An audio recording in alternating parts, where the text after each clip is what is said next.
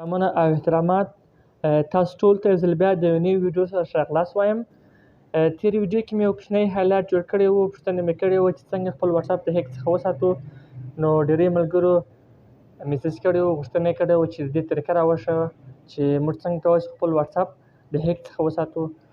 نو نننۍ ویډیو کې غواړم په دې موضوع باندې پوره وضاحت وړاندې کړم چې که چېرې تاسو خپل په وټساپ باندې شکمن یاست چې زموږ میسجان خو بل څوک نه ګوري او یا زموږ وټساپ خو بل چا راخلاص کړی نه وي، نو د دې پوهېدلو لپاره څه باید وکړو او که چېرې هیک شوی وي څه باید وکړو. تاسو لومړی باید وټساپ راخلاص کړئ. د هغه څخه وروسته دغه درې ټکي تاسو وینئ د سیټینګ کوم آیکن چې دی هغه به کلیک ووهئ. د هغه څخه وروسته لینک ډیوایسز ته به راسئ.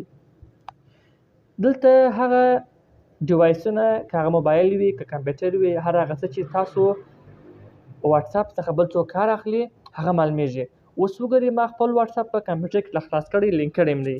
نو که چیرې تاسو دلته په دا ځای کې داسې یو اعلی ډیوایس وینئ نو هغه د دې لپاره چې تاسو د هغه څخه خپل وټساپ خوندي کړئ هغه لګ آوټ کړئ. او که چیرې دا څخه خالي وه شی نه و نو ستاسو وټساپ خوندي او سکیور دی.